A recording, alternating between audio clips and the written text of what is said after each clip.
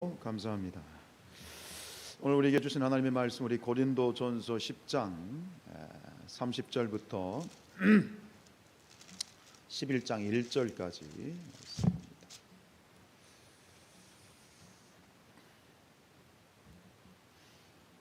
고린도전서 10장 30절부터 11장 1절까지 우리 같이 한 목소리로 같이 받들어 읽겠습니다. 만일 내가 감사함으로 참여하면 어찌하여 내가 감사하는 것에 대하여 비방을 받으리요? 그런즉 너희가 먹든지 마시든지 무엇을 하든지 다 하나님의 영광을 위하여 하라. 유대인에게나 헬라인에게나 하나님의 교회에나 거치는 자가 되지 말고 나와 같이 모든 일에 모든 사람을 기쁘게 하여 자신의 유익을 구하지 아니하고 많은 사람에게 유익을 구하여 그들로 구원을 받게 하라. 내가 그리스도를 본받는 자가 된 것 같이 너희도 나를 본받는 자가 되라. 아멘. 네, 오늘 또 이 3일 이 밤에 나오셔서 함께 예배하는 모든 분들에게 하나님의 큰 은혜가 함께 하시길 축복합니다.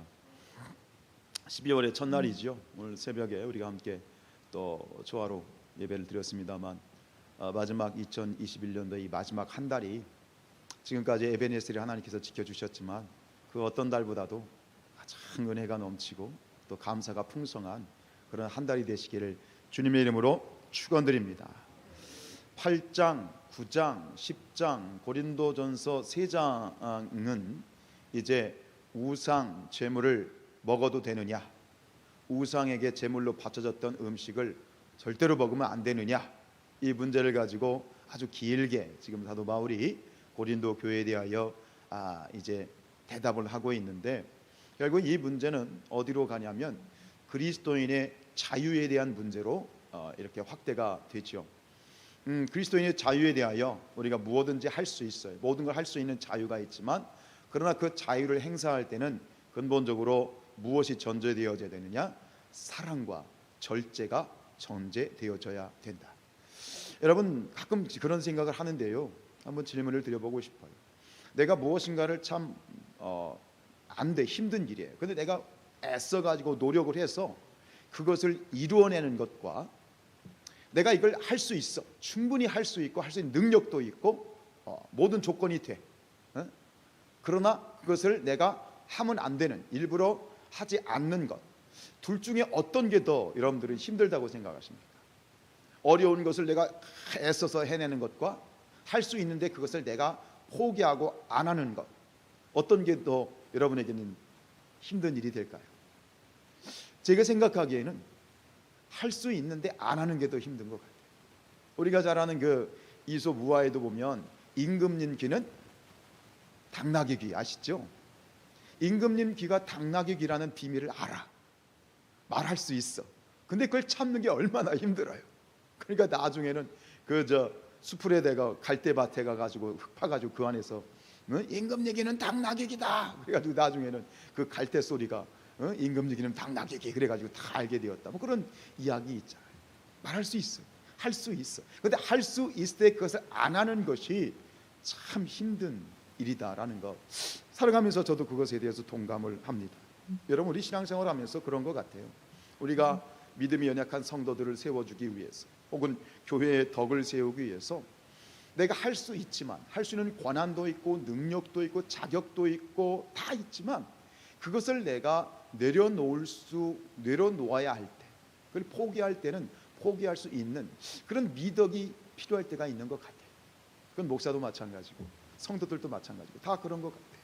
오직 교회를 위해서, 믿음이 연약한 자들을 위해서 우리가 사랑하고 그들을 위해서 절제할 수 있는 그런 미덕에 대해서 사도 바울은 우리에게 가르쳐주고 있는 것 같습니다.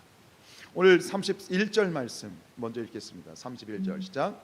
그런즉 너희가 먹든지 마시든지 무엇을 하든지 다 하나님의 영광을 위하여 하라. 이 한 구절이 너무너무 중요한 건 뭐냐면, 우리 그리스도인들의 신앙생활에 있어서 무엇인가를 생각하고 행동하는 아주 중요한 기준을 제시하는 거예요. 굉장히 중요한 거예요. 우리가 뭔가를 결정할 때, 뭔가를 선택해야 될 때 어떻게 할 것인가, 기준, 뭔가 기준이 필요하잖아요. 그 기준에 대한 정확한 기준을 제시하고 또 이 31절이 무엇을 얘기하냐면 우리 인간의 존재 이유에 대해서 얘기해 주고 있어요. 왜 하나님께서 우리를 창조하셨는가, 우리의 존재 이유가 무엇인가를 얘기해 주고 있고, 또 한 가지는 뭐냐면 하나님과 인간의 관계에 대해서 규정해 주고 있는 거예요. 우리 인간이 누구, 내가 누구인가, 사람이 누구인가, 인간이라는 존재는 어떤 존재인가를 알기 위해서는 먼저 우선적으로 무엇에 대해서 알아야 되느냐, 하나님에 대해서 알아야 돼. 하나님을 바로 알 때 우리 인간이 어떤 존재인지를 정확하게 깨달을 수 있습니다. 왜죠? 왜 그렇습니까? 하나님이 우리를 창조하셨기 때문입니다. 하나님을 알면 인간을 알게 되는 거예요. 또 인간에 대해서 제대로 알게 되면 하나님을 또 알 수 있게 되어지는 거예요. 소요리 문답이라고 하는 그러한 교리 책이 있는데, 그 소요리 문답의 첫 번째 질문과 대답이 뭐냐면 이것입니다. 사람의 제1되는 목적이 무엇이냐. 이것은 무슨 얘기냐면 사람이 존재하는 이유가 뭐냐, 사람의 존재하는 목적이 뭐냐, 하나님이 창조하신 이유가 뭐냐. 그 이유가 뭐라고요? 사람이 제일 되는 목적은 첫 번째, 하나님을 영화롭게 하고, 더 나아가서 뭐 하는 것이다? 그를 영원토록 즐거워하는 것이다. 이게 존재 이유예요. 하나님이 우리를 창조하셨을 때, 그리고 인간이 마치 이런 어떤 우리 퍼즐 놀이 하잖아요. 그림을 갖다가 조각조각 막 나눠가지고 퍼즐 맞추기 놀이 하잖아요. 어르신들 한번 해보세요. 치매 예방에도 좋습니다. 이 퍼즐을 맞출 때 인간이라고 하는 퍼즐, 하나님의 이 큰 계획 안에 사람이라고 하는 퍼즐이 딱 맞는 데가 있어. 정확하게 그 퍼즐이 그 공간에 딱 들어가야 그 그림이 완성되는 거죠. 인간이라고 하는 퍼즐을 하나님이 만드신 이유는 뭐냐? 하나님을 어떻게 하는 것? 영화롭게 하는 것. 그리고 늘 하나님을 어떻게 하는 것? 즐거워하는 것. 그것이 인간의 존재의 이유이고 목적인데, 바로 하나님을 영화롭게 할 때, 그리고 하나님을 즐거워할 때 어떤 일이 벌어지느냐? 우리 사람이 가장 행복해지는 거예요. 여러분 행복해지고 싶으죠? 행복해 살아야 되겠죠? 즐거워야 되겠죠? 얼마나 힘들어요. 지난 시간들을 살펴보면 오늘 우리의 3일간의 삶도 마찬가지고 얼마나 근심거리가 많고 걱정이 많고 한숨이 많고 눈물이 많고 힘들어요. 왜 그럴까요? 우리가 제대로 하나님을 영화롭게 하지 못하기 때문에 그래요. 우리의 자리를 제대로 찾지 못했기 때문에 그래요. 우리가 있어야 될 그 자리를 제대로 찾고 그 자리에 앉아 있게 될 때 우리는 세상이 줄 수 없는, 세상에서 발견할 수 없는 참된 기쁨과 위로와 평안을 누리게 될 줄로 믿습니다. 이것이 하나님을 영화롭게 하기 위한 목적이지요. 그래서 인간은요, 하나님께 돌려야 될 영광을 다른 우상이나 세상 것들에 돌리면 안 돼요. 이것에 대해서 우리 베드로 목사님께서 구체적으로 이 부분을 설명하셨는데, 우리 베드로전서 4장 11절 말씀 같이 읽겠습니다. 시작. 만일 누가 말하려면 하나님의 말씀을 하는 것 같이 하고, 누가 봉사하려면 하나님이 공급하시는 힘으로 하는 것 같이 하라. 이는 범사에 예수 그리스도로 말미암아 하나님이 영광을 받으시게 하려 함이니 그에게 영광과 권능이 세세에 무궁하도록 있느니라. 아멘. 왜 이렇게 하라고요? 결국은 누구를 위해서? 이것이 누구를 위한 것이다? 우리를 위한 것이에요. 나 자신을 위한 것이다, 이 말입니다. 여러분, 가끔 그런 질문을 여전히 듣는 건 뭐냐면, 믿지 않는 세상 사람들이 그런 질문도 많이 하지만 우리 교회 안에서도 믿는 분들도 이 질문을 많이 하는 것은, 며칠 전에 이 선악과에 대한 우리 창세기를 이제 강의를 하고 있는데 선악과에 대해서 말씀을 드렸습니다만, 여러분 이 선악과를 하나님이 왜 만드셨느냐, 한 번쯤은 해봤을 질문이죠. 여러분 선악과가 없었더라면 아담과 하와가 선악과를 따먹을 일도 없었을 것이고 죄를 지을 이유도 없을 것이고 사람이 지옥에 갈 일도 없었을 것이고, 그런데 왜 하나님께서는 굳이 그 선악과 나무를 만드시고 그걸 따먹어서 이런 어떤 엄청난 그런 어떤 이 죄가 사망이 이 세상에 들어왔을까? 그런 질문 해보시지 않으셨나요? 여러분, 이 질문에 대해서 여러분들이 가지고 있는, 여러분들이 깨달은 그런 답은 무엇입니까? 이 부분에 대해서 굉장히 중요한 건 뭐냐면, 여러분, 이 하나님께서 과연 다시 돌아가서 이렇게 질문할 수 있어요. 하나님께서는 아담과 하와가 선악과 열매를 따먹지 않을 것에 대해서 하나님은 아니야, 쟤네들은 절대로 선악과 열매 따먹지 않아 라는 확신을 가지고 계셨을까요? 아니면 그 선악과 열매를 따먹을 수도 있다라고 하는 가능성을 하나님도 알고 계셨을까요? 하나님은 선악과 열매를 따먹을 거라는 가능성을 알고 계셨어요.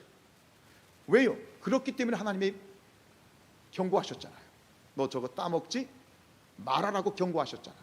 너 저거 따먹으면 어떻게 된다? 죽는다라고 경고하셨잖아요. 그 경고하신 이유가 뭐냐? 결국은 선악과 이 열매를 따먹을 것에 대해서 하나님도 가능성이 있음을 알고 계셨어요. 그런데 그럼에도 불구하고 왜 하나님께서는 굳이 선악과 나무를 만드시고 선악과 열매를 동산 중앙에 두셨을까요? 다른 건 제치해 두고 가장 중요한 건 뭐냐면, 깨달을 수 있는 건 뭐냐면, 분명히 하나님의 뜻이 계시다. 그런데 그 뜻이 굉장히 중요한 것이다. 어떤 위험성이 있음에도 불구하고 하나님께서는 그것을 감행하셨다는 이유는 그 감행하신 그 일이 하나님을 위해서, 아니 우리 인간을 위해서 굉장히 중요한 의미가 있기 때문에 그것을 하나님이 허락하시고 그렇게 하신 줄로 믿습니다. 그럼 이유가 뭘까? 결론이죠. 하나님께서 선악과 나무를 만드시고 그것을 동산 중앙에 있게 하신 이유는 뭐냐? 그것은 인간으로 하여금 하나님과 인간의 그 관계를 잊지 말라는 사인입니다. 하나님이 누구인지를 정확하게 알고, 그리고 너 자신이 누구인지를 정확하게 알라라고 하는 하나님의 사인이다, 이 말입니다. 이는 마치 결혼 반지의 의미와도 같습니다. 여러분, 결혼 반지를 보면서 우리가 어떤 생각을 하죠? 결혼하고 결혼 반지를 끼면 약속이잖아요. 이제는 한눈 팔지 않고 오직 한 남자, 한 여자만을 바라보겠다. 때로 살다 보면 눈이 돌아갈 때가 있어요. 근데 눈이 돌아갈 때 뭐가 보여요? 동시에 손이 보이는 거예요. 아, 나는 품절남이지. 품절남이 뭔지는 아시죠? 모르는 것 같아서 설명을 해줘요. 나는 품절남이지. 난 품절녀지. 나에게는 짝지가 있지. 그러면서 제 자리로 돌이킬 수 있는 것이 결혼 반지라는 것이죠. 마찬가지예요. 그런 순간에, 그런 갈등하는 순간에 뭔가 고민이 생겼을 때에 그 반지를 보면서 다시 돌이키지만 그 순간 반지를 빼는 순간 뭐가 시작이 되는 거예요? 관계가 깨어지기 시작하는 거고 결국은 타락이 시작이 되는 것이죠.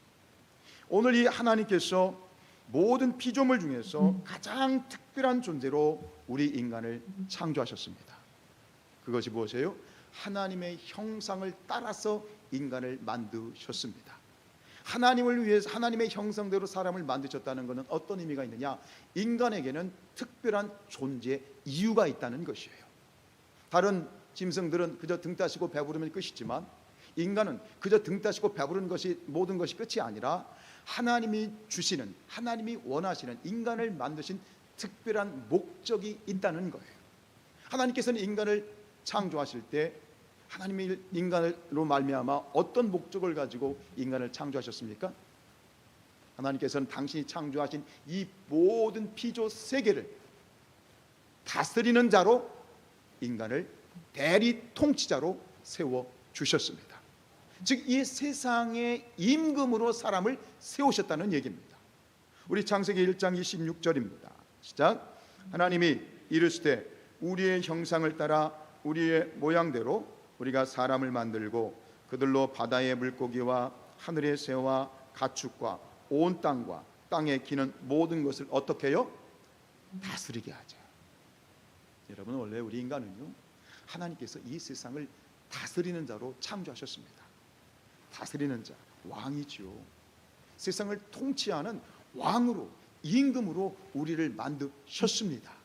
이것이 인간을 창조한 목적입니다. 그런데 동시에 잊지 말아야 될 것이 있어요. 세상의 임금이지만 이 임금이라고 하는 다스림의 자리는 내가 정말 왕이 될 만한 자격이 된 것이 아니라 하나님을 대신해서 통치하는 대리 총통치자라는 사실을 잊어서는 안 된다라고 하는 것이에요. 세상을 향해서는 다스리는 자로 왕으로 서 있지만, 그러나 하나님을 향해서는 끊임없이 하나님께 복종하고 하나님께 경배하고 하나님을 예배하는 자라고 하는 이 사실을 잊으면 안 된다. 이 사실을 끊임없이 각인시키기 위해서 하나님께서는 선악과 나무를 중앙에 두셨던 것입니다. 우리가 농담삼아 그런 얘기합니다. 국어를 잘하려면 주제 파악을 잘해야 되고, 수학을 잘하려면 분수를 알아야 된다. 그거죠. 인간이 하나님 앞에서 가장 특별한 존재이고 이 세상에서는 최고의 그런 존재이지만, 그러나 우리 위에 누가 계시다? 하나님이 계시다 라는 사실을 절대로 잊으면 안 되겠습니다. 결국은 결혼 반지를 빼어버리듯이 인간은 선악과 이 열매를 범했고 결국 자신의 분수를 망각했죠. 교만입니다. 교만은 패망의 선봉입니다. 타락의 시작입니다. 그리고 그 교만은 결국 뭐예요? 고통의 시작입니다. 여러분, 우리가 하나님 앞에서 하나님께서 우리를 하나님의 영광을 위하여 사는 존재로 우리를 부르신 것은 그런 삶이 우리에게 있어서 가장 행복하고 가장 평안하고 가장 안정되고 가장 기쁜 삶이기 때문에, 그것이 우리를 창조하신 하나님의 설계도이기 때문에 우리에게 하나님의 영광을 위하여 살라고 하는 그러한 초청을 하고 계신 것입니다.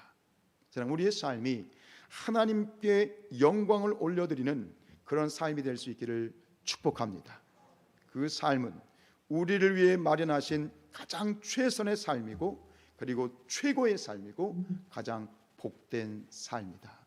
여러분, 우리가 하나님 안에서만 참된 안식을 얻을 수 있습니다. 하나님 안에서만 참된 기쁨을 누릴 수 있습니다. 하나님 안에서만 우리가 참된 평안을 누릴 수 있습니다. 그래서 요청하시는 거죠. 나의 안에 거하라. 나의 안에 거하라. 그것이 무엇입니까? 하나님을 영화롭게 하는 삶이시지요. 여러분, 지금까지 그런 삶을 살았지만 더욱더 우리가 단도리하고 단속하고 돌아볼 것은 무엇이냐면, 내가 하나님 안에 거하고 있는가? 하나님을 영화롭게 하고 있는가? 하나님만을 바라보고 있는가? 교만하지는 않은가? 우리 자신을 돌아보고 우리에게 주시는 이 하늘이 주시는 놀라운 기쁨과 평안과 위로를 놓치지 않는 그런 저와 여러분이 될 수 있기를 주님의 이름으로 축원드립니다. 우리 32절 말씀 같이 읽습니다. 시작. 유대인에게나 헬라인에게나 하나님의 교회에나 거치는 자가 되지 말라 그랬습니다. 이 고린도 교회에 대해서 사도 바울이 또 계속해서 교훈을 주고 있는데, 여기서 거치는 자가 된다라는 말은 뭐냐면 걸림돌이 된다는 얘기예요. 걸림돌이 되지 말라라는 이야기입니다. 즉 자신이 걸림돌이 되어서 다른 사람을 걸려 넘어지게 하지 말았으면 좋겠다라고 하는 것이죠. 참 이렇게 긴장되는 그런 권면의 말씀입니다. 우리는 그리스도인으로서 나 자신으로 인해서 다른 사람이 시험에 들지 않도록 특별히 유념하고 또 그리고 우리가 배려할 수 있어야 되겠습니다. 우리 사도행전 24장 16절 말씀요. 시작. 이것으로 말미암아 나도 하나님과 사람에 대하여 항상 양심에 거리낌이 없기를 힘쓰나이다. 하나님에 대하여, 다른 사람들에 대하여 양심에 거리끼는 일이 없는 그런 어떤 이 연말이 될 수 있기를 축복합니다. 근데 우리가 여기서 좀 주목해 봐야 될 건 뭐냐면, 너희가 거치는 자가 되지 말라 그러면서 그 범주를 세 가지의 범주를 제시하고 있어요. 하나, 누구에게? 첫 번째 유대인에게, 두 번째는 헬라인에게, 세 번째는 하나님의 교회에 대하여. 이렇게 세 가지, 유대인에게나 헬라인에게나 또 교회에 대하여 너희가 거침돌이 되지 말고 걸림돌이 되지 않았으면 좋겠다. 근데 왜 이 굳이 세 가지의 그러한 범주를 사용하고 있는 것이실까요? 이것은 자기 자신뿐만 아니라 모든 부류에 주변에 있는 모든 사람들을 염두에 두어야 된다는 얘기입니다. 사람은 굉장히 이기적이잖아요. 굉장히 나만 생각하는 그런 이 본질적으로 죄된 존재는 굉장히 내 중심적이고 굉장히 이기적인 존재이기 때문에 오늘 바울은 나 자신뿐만 아니라 내 주위를 둘러보면서 다양한 사람들에게 너의 삶이 어떤지를 한번 살펴보라고 하는 권면입니다. 바울 자신도 복음을 효과적으로 전하기 위하여 고린도전서 9장에 보면 유대인에게는 유대인같이 되었고 또 이방인에게는 이방인같이 되어서 그들에게 복음을 전했다라고 그렇게 자신의 이야기를 하고 있습니다. 우리 9장 22절 말씀 같이 읽습니다. 시작. 약한 자들에게 내가 약한 자와 같이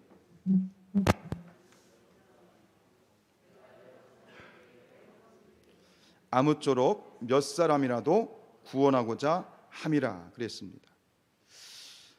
사도 바울은 다양한 사람들, 그 당시에 존재했던 뭐 유대인이나 헬라인이나 여러 계층, 다양한 계층 사람들에게 그 사람들 중에서 몇 명이라도 구원하기 위해서 끊임없이 이 사도 바울은 자신을 뭐랄까요? 요즘 말로 말하면 눈높이를 했다는 얘기예요. 유대인에게는 유대인의 눈높이에 맞게 복음을 전했고, 그리고 이방인들에게는 이방인의 눈높이에 맞게끔 복음을 전했다라는 거예요. 그렇게 많은 변화를 시도했다라고 하는 것이죠. 즉 다르게 쉽게 얘기하면 어린아이를 구원시키기 위해서, 어린아이를 구원하기 위해서는 어린아이의 눈높이에 맞춰서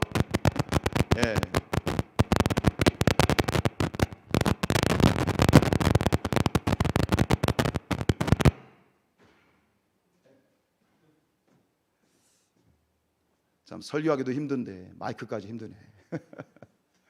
네, 지금 컴퓨터가 안 좋아서 지금 컴퓨터 이제 교체를 해야 되는 상황이 있어요.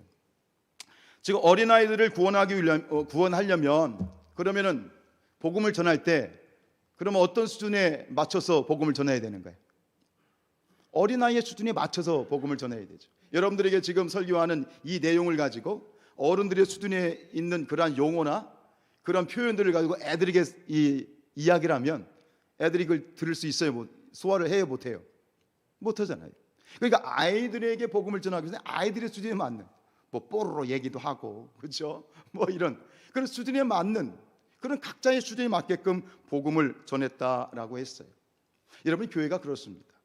여러분, 교회는 선교 공동체입니다.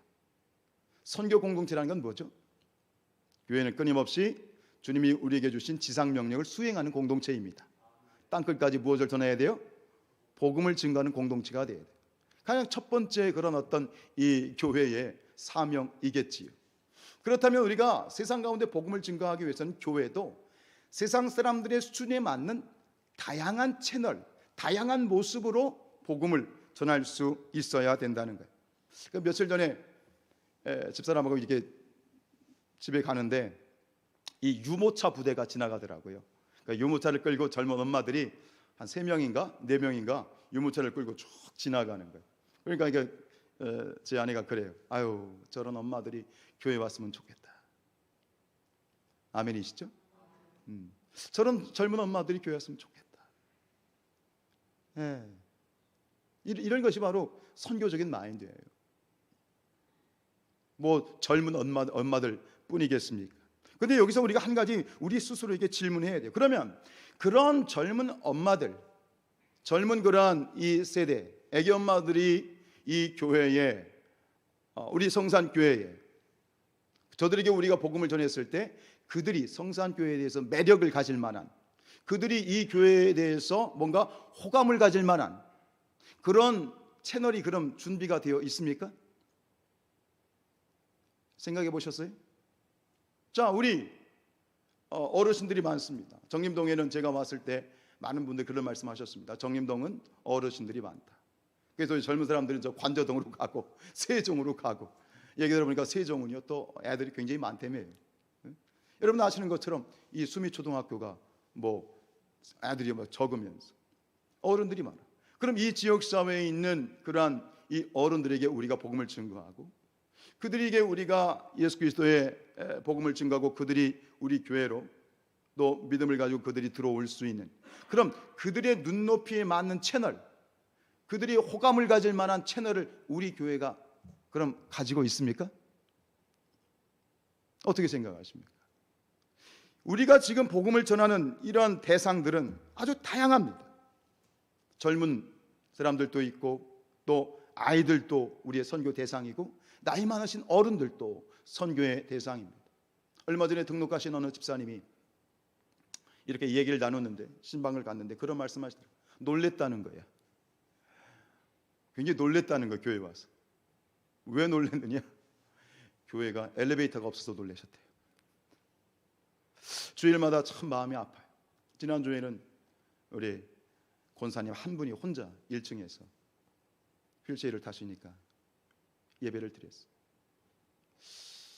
과연 이 계단을 오르는 것이 우리 어르신들에게는 늘 조마조마하고 마음이 참 졸여요. 저러시다가 가시다가 넘어지면 어떡할까?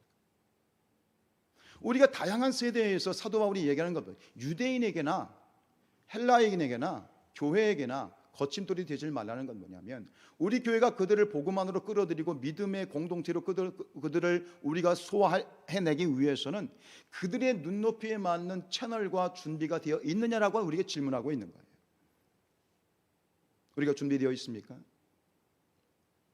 그러면서 우리 장로님들과 얘기를 하면서 그런 비전들에 대해 얘기를 했어요. 지금 당장 필요한 엘리베이터도 필요하고, 그리고 젊은 엄마들, 여러분 아시겠지만 이 지금 추워지고 뭐 그래서 그렇지, 아무리 추워져도 보면 바깥에 애들이 막 돌아다니고 젊은 엄마들이 막 가장 또 모이는 곳이 또 여기하고 저 공원인데, 그들이 이 교회 안으로 함께 우리의 믿음 안으로 복음 안으로 예수 그리스도 안으로 하나님 안으로 그들이 들어올 수 있는 그런 채널이 준비되어져 있느냐, 좀 많이 고민을 하게 되어지는 거죠. 여러분 기도해 주시기 바랍니다. 그게 바로 하나님이 원하시는 기도 제목이고 고민인 거예요. 어떻게 젊은 그러한 엄마들을 교회 안에서 같이 저들을 끌어들일 수 있을 것인가? 우리 나이 드신 그런 어르신들, 부모님들이 그런 어떤 계단 걱정 안 하고 어떻게 기쁨으로 오셔서 함께 이 예배당에서 예배 드릴 수 있을 것인가? 바울은 오늘 우리에게 이것을 고민할 것을 우리에게 도전하고 있는 것입니다. 여러분 33절 말씀 같이 읽지요.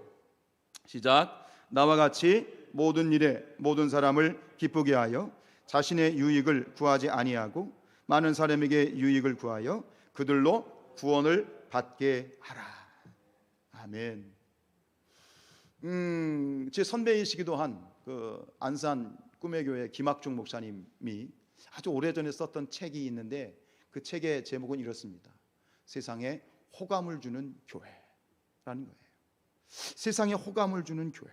참 많은 도전을 받고 그로 인해서 저도 이렇게 전도 세미나를 할 때 아주 좋은 그런 인사이트를 얻었었는데, 여러분 우리 교회가 이 지역 사회 가운데 호감을 그런 주는 교회입니까? 이 호감이란 말은 다른 말로 이렇게 표현할 수 있습니다. 소문입니다. 여러분 이 지역에서 우리 교회가 좋은 소문이 나 있습니까? 아무도 대답을 안 하네. 여러분요, 발 없는 말이 멸리를 가요? 천리를 가는 거예요. 우리 교회가 하나님 안에서 이 지역사회에 좋은 소문을 가진 교회가 되어져야 돼요. 이게 호감을 주는 교회이지요. 여러분 성산교회는 좋은 교회입니다.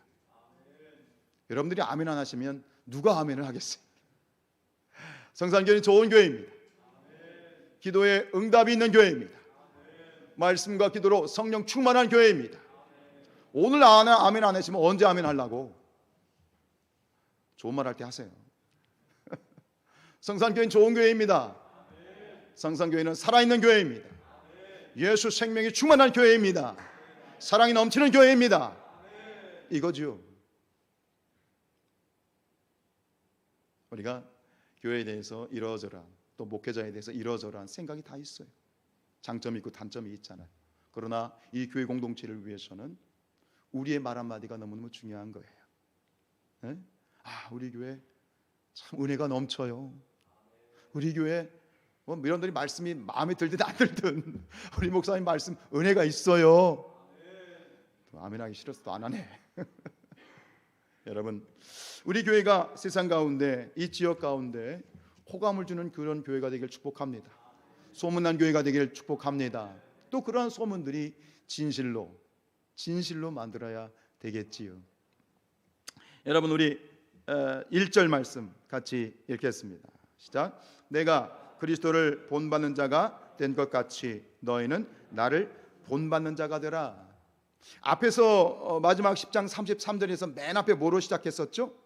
나와 같이라는 말로 시작했는데, 이런 얘기가 나오면 참 죄송합니다, 좀 재수없다 하는 생각이 조금 들 때가 있어요. 아주 굉장히 당돌하게 나를 본받으라 라고 얘기를 하잖아요. 우리가 아이들이 놀이할 때 그런 놀이 하잖아요. 날 따라 해봐요 이렇게 뭐 있잖아요. 지금 바울이 고린도 교인들에 대해서, 자신이 담임 목사이긴 하지만 아주 자신 있게 나처럼만 하십시오, 나처럼만 신앙생활하십시오, 나를 본받으십시오, 이렇게 지금 아주 당차게 이야기를 하고 있어. 11절에서 그러잖아요. 내가 그리스도를 본받는 자 된 것 같이 너희는 나를 본받는 자가 되라. 누군가 여러분, 뭐 저 말고 예를 들어서 우리 박연석 장로님이 성도님들에게 저처럼 저를 본받으십시오, 할렐루야, 아멘 좀 하세요. 그러면 아멘 하겠지만 또 솔직히 또 그렇지 않을 수도 있잖아요. 그럼 저로 예를 듭시다. 근데 이렇게 얘기한다는 게 굉장히 이게 어려운 얘기인데, 근데 곳곳에서 사도 바울은 이렇게 얘기하거든. 나를 본받는 자가 되십시오, 날 따라 해봐요, 이렇게 지금 얘기를 하는 거예요. 야, 참 여러분, 이렇게 말할 수 있는 사도 바울이 얘기할 수 있는 근거가 뭔가요? 그가 정말 인간적으로, 인간성 면에서 인격적으로 아주 뛰어나기 때문일까요? 그가 정말 탁월한 능력이 있는 사람이기 때문에 그럴까요? 아니죠. 만약 그런 것을 내세웠다면 바울은 성경에서 이름이 지워졌을 거예요. 그렇게 얘기할 수 있는 근거가 무엇입니까? 바울은 언제나 예수 그리스도께서 자신을 다스리는, 즉 예수 그리스도가 다스리는 사람이었기 때문이에요. 예수님이 다스리는 삶, 그것에 대한 확신이 있었기 때문이에요. 그러면 굳이 예수님을 본받으십시오 하면 되지. 응? 오히려 그게 더 깨끗하잖아요. 말도 없이 예수님을 본받는 자가 되십시오 하면 되지, 왜 굳이 자신을 본받으라고 굳이 애둘러서 얘기를 했을까요? 그것은 고린도 교회 성도들이 누구에 대해서 정확하게 모르기 때문에, 예수님을 정확하게 모르기 때문이죠. 여러분, 자녀들이 누구를 보고 세상을 배웁니까? 부모를 보고 세상을 배우잖아요. 자녀들이 세상을 알아요, 몰라요? 모르잖아요. 부모가 보면 참 틀딱선이 없잖아요. 그 아이들은 부모를 통해서 세상을 배우는 거예요. 마찬가지로 아이들은 세상을 몰라요. 고린도 교인들이 아직 예수님에 대해 정확하게 몰라요. 그러니까 바울이 애둘러서 정말 아버지의 마음으로 요청하는 거예요. 너희들이 예수님을 잘 모르지만 그러나 예수님을 따르는 삶이란 이런 것이다. 철저히 예수님의 다스림을 받고 예수님의 지배를 받고, 예수님이 가라면 가고, 예수님이 서라면 서고, 예수님이 하라면 하고, 예수님이 하지 말라면 하지 않으면 돼. 누구처럼? 나처럼. 이렇게 이야기를 하는 거예요. 여러분, 이 세상도 마찬가지입니다. 이 세상도 예수님을 정확하게 모릅니다. 동의하십니까? 그렇죠. 예수에 대해서 얘기를 뭐 뉴스나 뭐 이런 뭐 인터넷이나 떠오르는 이야기들은 교회에 대해서 좋은 얘기 없잖아요. 예수에 대해서 세상은 몰라요. 정확하게 몰라요. 예수님이 누군지 정확하게 알지 못합니다. 그래서 많은 사람들이 오해하게 되는 것이죠. 그럼 누가 그 예수님을 정확하게 보여줘야 되겠습니까? 예수님이 누구신지를 세상이 알 수 있는 방법은 누구를 통해서 세상이 예수님을 알 수 있습니까? 누구를 통해서? 우리를 통해서, 우리 장로님들을 통해서, 권사님들을 통해서, 집사님들을 통해서, 성도님들을 통해서, 우리를 통해서 세상이 예수님을 보게 하고 예수님을 만나게 하고 예수님을 깨닫게 하는 그런 예수님의 거울 같은 그런 존재들이 될 수 있기를 주님의 이름으로 축복합니다. 바울이 얘기하는 게 그거예요. 나를 통해서 철저히 예수님이 바울의 삶을 다스리시고 예수님을 따라 사는 그 삶 속에서 바울을 보는 자마다 예수님을 볼 수 있었던 것처럼 오늘 사랑하는 여러분, 저와 여러분을 통해서 사람들이 예수님을 보았으면 좋겠습니다. 예수님을 보았으면 좋겠습니다. 이것이 무엇이냐? 이것이 하나님을 위해서 영광 올려드리는 삶이고 하나님을 기쁘시게 하는 삶이다. 그런 삶이 되시기를 주님의 이름으로 축원드립니다.